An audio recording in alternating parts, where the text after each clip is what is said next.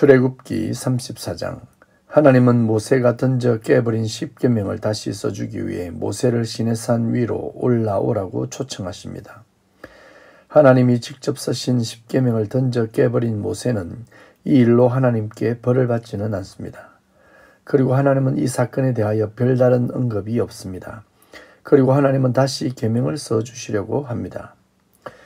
첫 십계명과의 차이점은 두 번째 돌파는 모세가 직접 다듬어 올라가야 했습니다. 하나님이 모세를 이해해 주시고 용서해 주셨습니다. 하나님은 하나님 자신을 모세에게 다시 한 번 더 설명하고 있습니다. 6절과 7절입니다.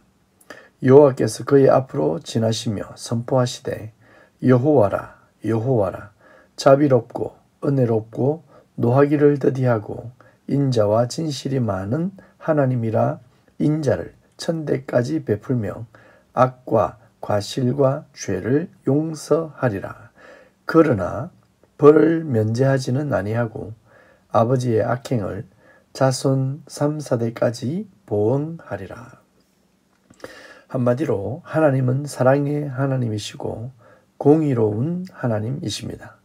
충분한 사랑이 주어지지만 우리에게는 항상 책임이 따릅니다. 하나님은 죄에 대한 벌을 반드시 공의롭게 심판하실 것입니다. 우리는 의지가 있습니다. 나의 이성 그리고 의지를 조절할 능력이 있습니다. 하나님을 바르게 인식하고 알아야 할 것입니다. 그 결과와 책임을 깊이 생각하며 행동해야 하겠습니다. 하나님은 가나안 땅에 들어가는 이스라엘 백성들에게 강조하는 것이 있습니다. 우상을 버리라는 것입니다. 이스라엘은 금송아지를 만들어 그것을 하나님이라고 숨기다가 3,000명이 죽임을 당하는 큰 잘못을 저질렀습니다. 이 일로 하나님은 이스라엘을 떠나고 아브라함의 언약까지도 파기하려고 하셨지만 모세의 간절한 기도로 하나님은 뜻을 돌이켰습니다. 하나님께서 그 긴 시간 이루어 오신 이스라엘 공동체를 끝내버리려고 한 배경에는 우상 숭배의 죄가 있습니다. 우상을 숭배하는 행위는 하나님을 무시하고 하나님을 멸시하는 행위입니다. 하나님을 바르게 이해하지 못한 상태에서 행하는 모든 일들, 비록 그 일이 선하다고 해도 그것은 우상 숭배의 결과물에 해당합니다. 하나님은 가나안이라는 새 땅을 허락하셨고 그곳을 얻는 자의 자격은 우상을 제거한 자에게만 주어졌습니다. 하나님의 아들들이 사람의 딸들과 혼인하고 하나됨으로 그것이 죄가 되고 부패의 근원이 되었듯이 가나안 땅에 있는 여인들을 아내로 삼지 말 것도 명령하고 있습니다. 부부가 된다는 것은 하나가 된다는 의미입니다.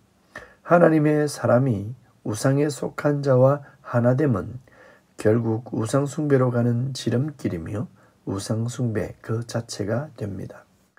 우상에게 절하고 그 제물을 먹고 그곳에서 함께 즐기는 모든 죄악을 멈출 때 우리는 하나님이 예비해 주신 땅 가나안에 들어갈 자격이 주어질 것입니다. 그곳에서 무교절을 지키며 하나님께 예배자로 나아가야 하는 것입니다. 모세는 40일간 시내산에서 금식을 했습니다. 하나님의 은혜로 목숨을 유지할 수 있었습니다. 그리고 그가 산에서 내려올 때 얼굴에서 광채가 나서 수건으로 얼굴을 가려야만 했습니다. 하나님을 만난 자의 영광입니다. 하나님은 영광이시며 하나님을 모신 자의 삶 또한 영광입니다. 우리의 얼굴에는 하나님의 영광이 있습니까? 광채가 나고 있습니까? 하나님을 만난 자의 모습에는 영광이 나타나야 합니다. 우리 얼굴에 근심과 염려와 눈물로 얼룩이 져 있다면 하나님의 얼굴을 구합시다. 하나님을 바라봅시다. 세상을 바라보고 희망 없는 나 자신과 우상적인 존재를 바라볼 때는 내 얼굴이 결코 영광스럽게 변하지 않을 것입니다. 40일간 물도 음식도 먹지 못한 모세가 어떻게 그 얼굴에 빛이 나겠습니까? 하나님을 바라보고 하나님과 대화하며 하나님의 영광을 보았기에 그 얼굴에 하나님의 영광이 임한 것입니다. 우리도 하나님을 바라봅시다. 하나님만을 의지합시다. 당신이 하나님만을 찬양하는 인생이 되기를 축복합니다.